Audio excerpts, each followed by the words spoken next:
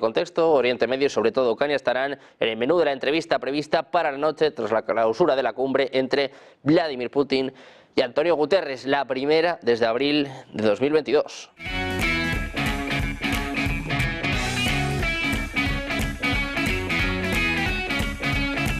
Pendientes de los BRICS de Oriente Medio y sobre todo de esta última hora, de la tensión entre las Coreas y esta base naval de Estados Unidos que está en estos momentos incendiada en Corea del Sur. Vamos a analizar estos temas, como siempre, de la mano de los mejores expertos. Tenemos con nosotros a Eduardo Irastorza, profesor en OBS Business School. ¿Qué tal? Muy buenas, Eduardo, buenas tardes. Encantado de estar de nuevo contigo, Sergio. Pues encantados desde por aquí, en un día en el que la actualidad viene marcada sin duda por la cumbre de los BRICS, pero que también desde luego se ve salpicada por esta última hora en medio de informaciones de que soldados norcoreanos podrían estar en Ucrania. Se habla también de que Corea del Sur podría enviar precisamente armas a Ucrania y justo en este contexto contábamos esta noticia, Eduardo, este incendio en la base naval de Estados Unidos en Corea del Sur. Quiero saber un poco cuál es tu primera valoración de esta noticia y también esta tensión que hay entre las Coreas y su participación o supuesta participación en el conflicto en Ucrania. Yo creo que la situación que se está dando ahora mismo en Corea del Sur es muy similar al escenario final en el que puede acabar la guerra de Ucrania. ¿A qué me refiero? A un acuerdo de alto el fuego. El que esté ardiendo esta base es realmente preocupante, sobre todo porque es el único escenario en el cual hay un frente con tierra continuo por donde se pueden mover medios acorazados. En la crisis de Taiwán, por ejemplo, pues al fin se decidirá en principio en las aguas y en el aire antes de que llegue a tierra. Aquí sí hay una frontera real, ¿no? El hecho de que fuerzas coreanas estén en Rusia, pues la verdad que entra también dentro de la lógica de las cosas en el sentido de que es un aliado tradicional, de que le está facilitando material y que al igual que hacen los aliados occidentales, pues hacen maniobras conjuntas, ¿no? No quiere decir que vayan a desplazar, no tendría mucho sentido llevar ahí divisiones de Corea del Norte cuando realmente tienen una amenaza a lo largo de su frontera, en una paz que nunca se ha firmado.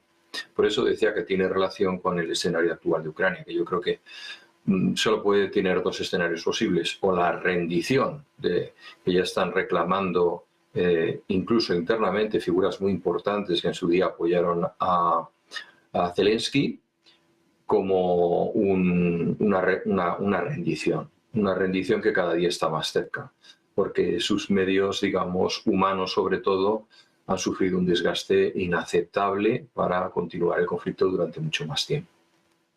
Bueno, pues pendientes del conflicto en Ucrania, también al final estamos viendo esta tensión entre las Coreas que está salpicando este conflicto. Y Fernando, ¿qué tal? Está ya con nosotros Fernando Moragón, experto en geopolítica especializado en Rusia, Asia Central y China. Fernando, estábamos comentando esta última hora, esta base de Estados Unidos, la base de Busan, que está incendiada en estos momentos, la base de Estados Unidos en Corea del Sur, en medio de todas estas tensiones, estas polémicas entre las Coreas, también con la implicación de estas mismas en el conflicto en Ucrania. Quiero saber un poco cuál es tu primera valoración sobre esta noticia.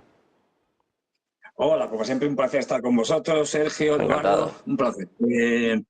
Y nada, pues efectivamente, yo lo poco que he podido ver, que no he podido ver mucho, parece ser que ha sido, pongámosles comillas porque ya digo, no he tenido tiempo, parece ser que ha sido un accidente en la zona de depósitos y tal, donde estaban trabajando pues eso, unos soldados o lo que fuera y tal, y parece que ha sido un problema de un accidente, por lo que he podido leer y lo que están diciendo ahora, pero vamos a ver, ya digo, en cuanto a lo de las Coreas, a ver, esto es que es de risa, quiero decir, primera cuestión. Vamos a ver, de hecho hoy se ha entrado en vigor, digamos, o se ha terminado ya de ratificar por la Duma estatal el acuerdo entre Corea del Norte y Rusia. Vamos, un acuerdo que va un montón por ahí, que es un acuerdo de máximos, es decir, es un acuerdo estratégico, como lo llaman, en el que se contemplan un montón de áreas, es decir, económica, energética, tal, bueno, entre ellas también la de defensa. Y entre ellas también hay una cláusula, digamos, de ayuda mutua, que tampoco es muy específica. Es decir, que dice, bueno, ayuda mutua en caso de que alguien me ataque, pues como tenemos este acuerdo bilateral, pues te ayudaré. ¿Cómo? Es un poco como la cláusula como la de la OTAN, ¿no? El punto quinto, este famoso, en el que también se dice que en caso del ataque contra uno de los países miembros de la OTAN, pues entonces todos los países miembros de la organización tienen que acudir en su ayuda. Tampoco dicen que tengan que mandar tropas, no está escrito, pueden ayudarles de muchas maneras. Con sanciones, mandando ayuda humanitaria. Bueno, pues eso. Eso se deja más explícitamente ambiguo para poder tener margen de maniobra. Bien, luego lo de los soldados estos, vamos a ver.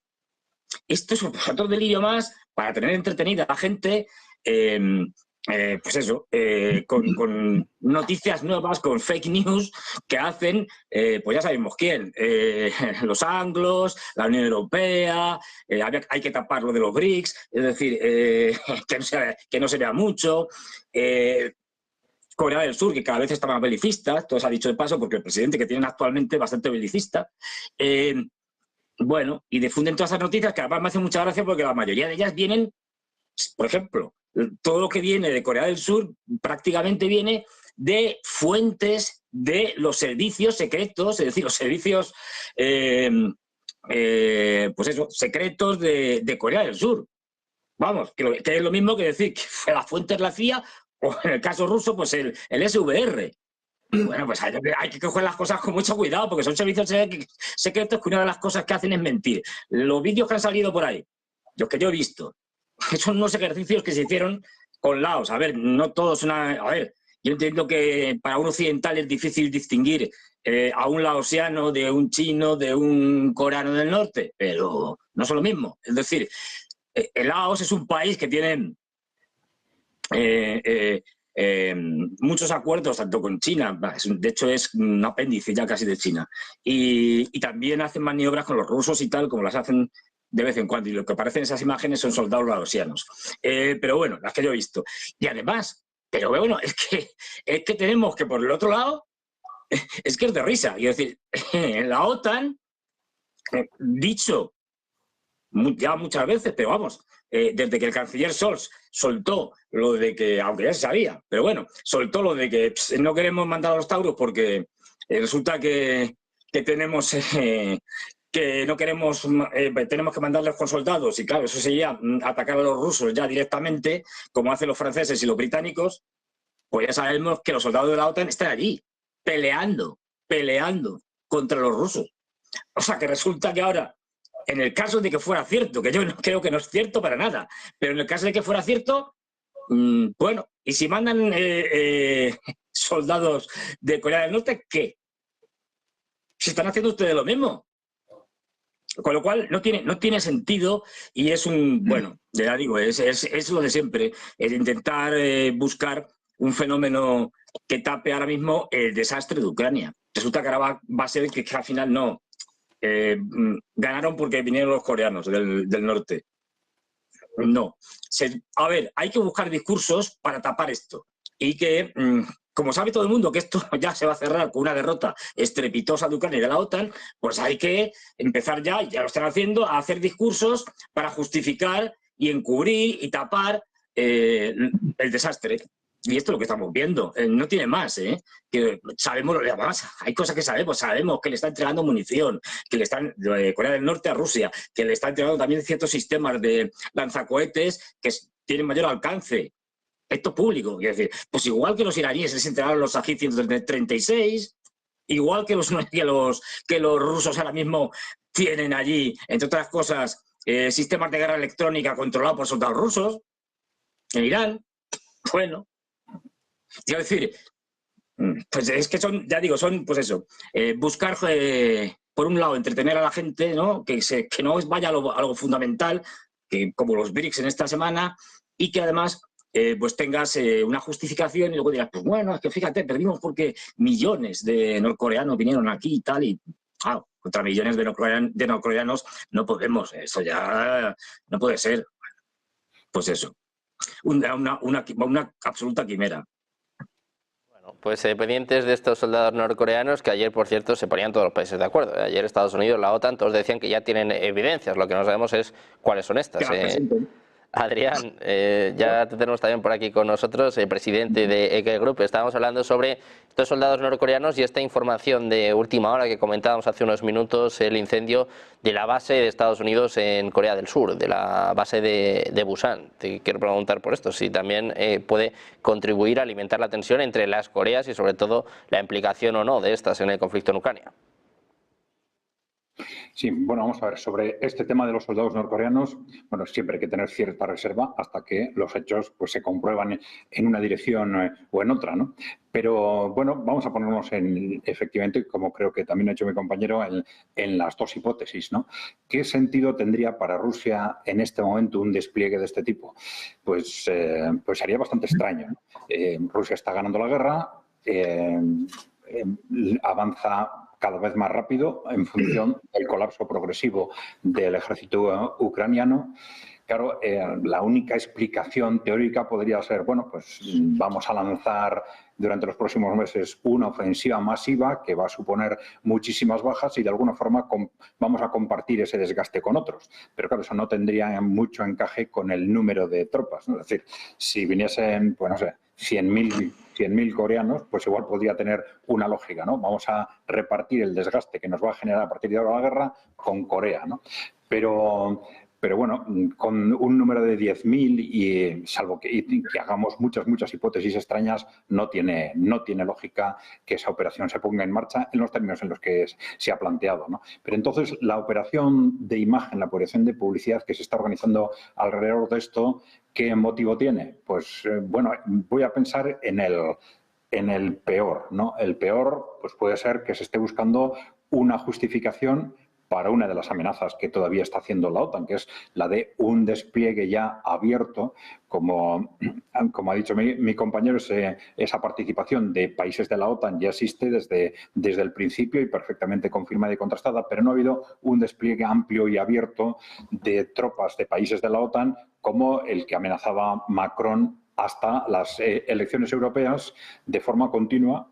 Y justo a partir del día de las elecciones europeas empezó a callarse porque se dieron cuenta de que había una oposición muy clara en el conjunto de la opinión pública europea a ese tipo de movimientos. Pero de vez en cuando siguen haciendo, ha sido recientemente el ministro de Defensa francés, de vez en cuando hacen apelación a que hay que hacer algo, e igual que este tema de los misiles de largo alcance contra Rusia entra y sale, pero sabemos que en muchos sectores de Occidente es un tema que continúa sobre la mesa, pues también el despliegue abierto y masivo de tropas de la OTAN como una forma desesperada de hacer frente hacia algo que es como una derrota, como ha dicho Eduardo, una derrota evidente, salvo que hagamos algo extraordinario. Eso extraordinario es, evidentemente, una escalada hacia lo que Lavrov llamó una gran guerra, ¿no? Entonces, si Occidente está pensando en movimientos de ese tipo o un sector de Occidente está impulsando en esa dirección, teniendo en cuenta que lo que más les preocupa es la falta de apoyo de la opinión pública occidental